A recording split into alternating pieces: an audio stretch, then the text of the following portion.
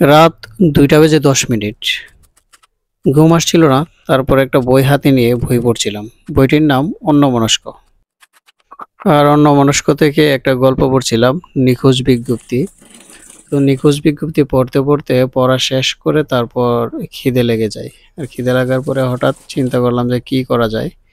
তো গল্পের মধ্যেই একটা ক্যারেক্টার আছে, একজন বিখ্যাত কবি। উনি লিখতে গিয়ে নিজেকে হারিয়ে ফেলে।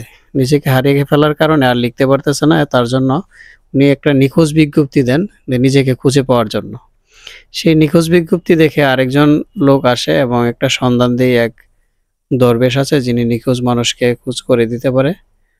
তো এইভাবে আরেকটা নিউজ আছে, ওই যে সন্ন্যাসী লোক নিখোঁজ হয়ে যায়। এইভাবে একজনকে খুঁজতে আরেকজনের কাছে যখন কবির কাছে আসে, তখন সবাইকে উনি ওই পোড়া টমেটোর চাটনি খাওয়ায়। আর ওই পোড়া টমেটো চাটনির কথা মনে পড়ে এই গল্পের ভিতর থেকে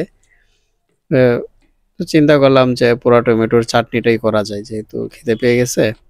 শর্টকাটে করা যায়, 2-3 মিনিটেই আপনার টমেটো পুড়ে তারপর একটা ছোট করে চাটনি বানিয়ে ফেললাম।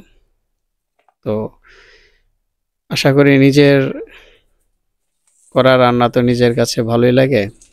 তো আপনারা বাসায় ট্রাই করতে পারেন, আমি যেভাবে করলাম ওইভাবে। সে পর্যন্ত ভালো থাকুন, সুস্থ থাকুন। ধন্যবাদ। আবার পরবর্তীতে দেখা হবে অন্য কোনো নতুন ভিডিওতে।